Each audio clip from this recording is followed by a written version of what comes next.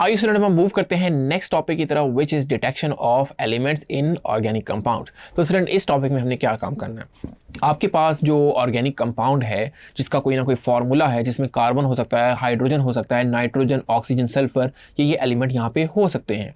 तो उन एलिमेंट को पता लगाने के लिए कि एक ऑर्गेनिक कंपाउंड किन किन एलिमेंट से मिलके बना है, हम क्या करते हैं, detection of elements in organic compound का इसको इस टॉपिक में स्टडी करते हैं और ये एक प्रैक्टिकल वर्क होता है। तो आइए स्टूडेंट इसकी हम एग्जांपल लेते हैं। तो सबसे पहले हम ये जान लेते हैं कि कार्बन तो होगा ही होगा, ऑर्गेनिक कंपाउंड है तो कार्बन तो उसका पार्ट होगा, हाइड्रोजन भी उसका पार्ट होगा, लेकिन उसमें नाइट्रोजन भी हो सकता है, सल्फर भी हो सकता है, हेलोजन भी हो सकता है, ऑक्सीजन हो सकता है, फास्फोरस और दूसरे मेटल्स भी यहाँ पे हो सकते हैं। तो स्टूडेंट सबसे पहले हम बात करेंगे detection of carbon and hydrogen की। तो स्टूडेंट ऑर्गेनिक कंपाउंड में अगर कार्बन तो होगा ही होगा, साथ साथ हाइड्रोजन भी होगा, इसके अलावा मजीद उसमें एलिमेंट्स होंगे जिसमें nitrogen, sulphur, halogen, oxygen, phosphorus के मेटल्स भी यहाँ पे हो सकते हैं। तो हमने उनका पता लगाना है कि कार्बन है, हाइड्रोजन है और डिफरेंट जो अदर मेटल्स हैं उनमें कौन से मेटल है उसका हम पता लगाएंगे। तो सबसे पहले हम बात करेंगे, डिटेक्ट करेंगे कि कार्बन और हाइड्रोजन अगर हो तो उनका पता कैसे लगाया जाएगा, इसको हमने यहाँ पे डिटेक्ट करना है। और याद रखिए स्टूडेंट, मैंने पहले भी बताया कि ये एक प्रैक्टिकल वर्क है।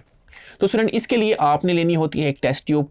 टेस्ट ट्यूब में याद रखें आप मिक्सचर लेते हैं कार्बन एक ऑर्गेनिक कंपाउंड का और उसमें कॉपर ऑक्साइड को यानी क्यूप्रिक ऑक्साइड को हम वहाँ पे मिलाते हैं और उसको हम हीट करते हैं। जब आप उसको हीट करेंगे तो आप देखेंगे कि कार्बन जो है वो कन्वर्ट हो जाएगी कार्बन डाइऑक्साइड गैस के अंदर।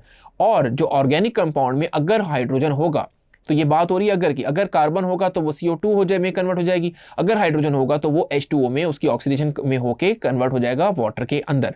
तो अब स्टूडेंट हमें पता लगाना है कि कार्बन डाइऑक्साइड और वाटर बने हैं तो कैसे बने, हमें कैसे पता चलेगा। तो कार्बन डाइऑक्साइड को फिर हम ले जाएंगे यहाँ पे लाइम वाटर में मिलाएंगे उसको, और लाइम वाटर जो है वो अगर मिल्की हो जाए, वहाँ पे CaCO3 बन जाए, वाइट प्रेसिपिटेट बन जाए, मिल्की बन जाए, तो ये प्रेजेंस शो करेगा कि कार्बन डाइऑक्साइड गैस बनी है।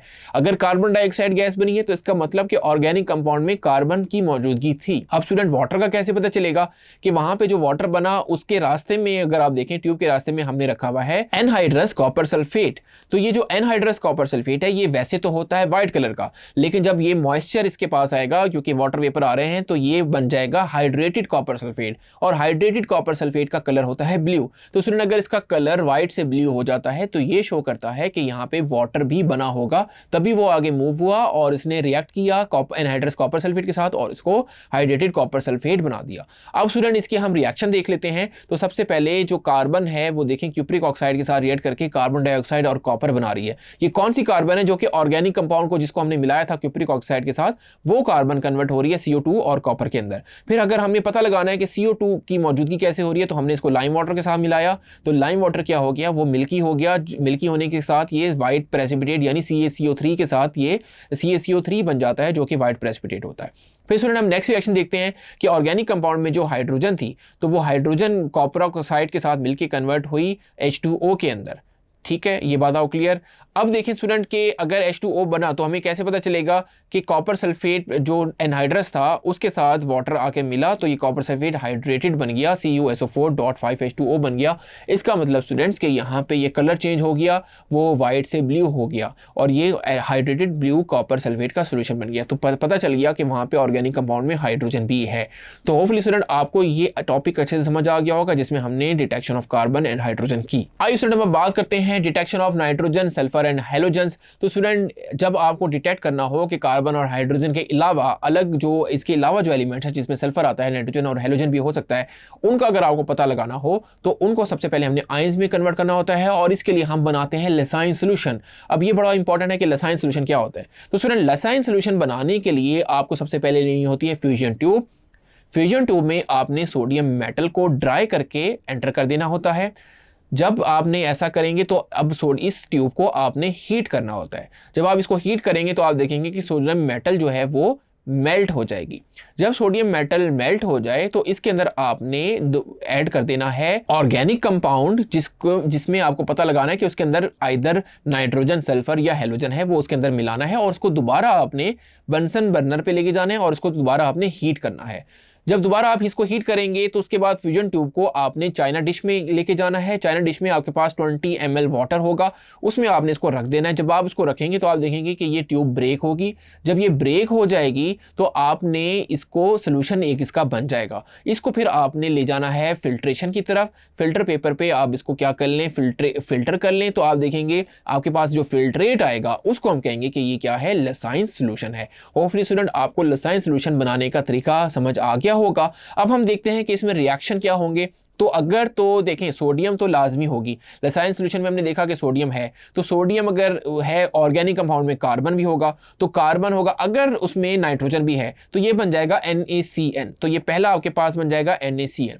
अब देखते हैं कि अगर ऑर्गेनिक कंपाउंड में हेलोजन है X, जिसको हम X से रिप्रेजेंट करते हैं, तो सोडियम तो होगा ही होगा। यहाँ पे स्टूडेंट आप याद रखें कि कार्बन हम इसलिए नहीं लिख रहे क्योंकि कार्बन जो है वो हेलोजन के साथ रिएक्शन नहीं बनाती, तो हम सोडियम और हेलोजन लिख रहे हैं, तो NaX बन जाएगा। फिर हम पता लगाएंगे कि वो NaX बना है तो हेलोजन बना है, तो उसकी प्रेजेंस हमने प्रूव करनी है, यानी उसको हम कन्फर्मेटरी टेस्ट की तरफ लेके जाएंगे, वो हम बात का पार्ट है। फिर उसके अलावा स्टूडेंट अगर सोडियम के साथ वहाँ पे यानी लसाइन सोल्यूशन में जो ऑर्गेनिक कंपाउंड है उसमें अगर सल्फर है तो वो सोडियम के साथ रिएक्ट करके सोडियम सल्फाइड Na2S बन जाएगा, और अगर उसमें नाइट्रोजन का और सल्फर भी है तो वो मिलके NaSCN बन जाएगा। यहाँ पे C दोबारा आ गया क्योंकि वो रिएक्शन में हिस्सा लेता है। सो होपफुली स्टूडेंट ये आपको अच्छे से क्लियर हो गया होगा कि लसाइन सोल्यूशन कैसे बनता है और उनमें कौन से एलिमेंट का पता हम लगाएंगे, नाइट्रोजन, सल्फर और हेलोजन का पता लगाएंगे, और हम नेक्स्ट टॉपिक में इन्हीं का बारी बारी पता लगाएंगे। होपफुली यहाँ तक आपको अच्छे से क्लियर हो गया होगा। अब स्टूडेंट हमने पता लगाना है कि ऑर्गेनिक कंपाउंड में जो नाइट्रोजन है, सल्फर है और जो हेलोजन है उसका पता हम अलग अलग टेस्ट से लगाएंगे। तो सबसे पहले हम नाइट्रोजन टेस्ट को देख लेते हैं।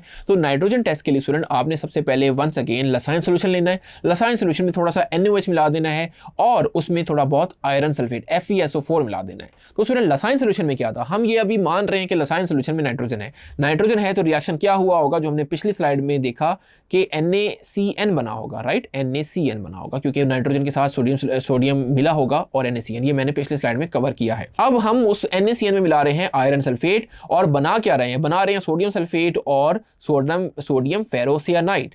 सोडियम फेरोसियानाइड स्टूडेंट जब ये बन जाएगा तो इसको हमने बॉयल करना है और FeCl3 के साथ, आयरन क्लोराइड के साथ इसको बॉयल करेंगे। तो आप देखेंगे कि ये जो सोल्यूशन है ये प्रशन ब्लू कलर का प्रेसिपिटेट यहाँ पे शो होंगे, और वो जो प्रेसिपिटेट हैं वो एक्चुअली किसके हैं, वो फेरिक फेरोसियानाइड के होंगे, प्रशन ब्लू प्रेसिपिटेट। तो अगर ऐसा होगा यानी वहाँ पे ब्लू प्रेसिपिटेट बनेंगे, तो ये किसका कंफर्मेटरी टेस्ट है, यहाँ से कंफर्म हो जाएगा कि ऑर्गेनिक कंपाउंड में नाइट्रोजन था।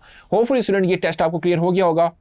अगर ये क्लियर हो गया है तो नेक्स्ट भी आपको अच्छे से क्लियर हो जाएगा, जो कि सल्फर टेस्ट है। उसमें वंस अगेन आपने लसाइन सोल्यूशन लेना है, यानी सोडियम एक्सट्रैक्ट जिसको हम लसाइन सोल्यूशन कहते हैं, उसमें आपने एसिटिक एसिड मिलाना है। तो हम ये मानेंगे कि लसाइन सोल्यूशन में सल्फर है तो उसमें जाहिर सी बात है फिर वो Na2S है। अब Na2S में आप मिला रहे हैं एसिटिक एसिड, तो उसके साथ वो रिएक्ट करके क्या रिलीज करेगा, H2S गैस बनाएगा।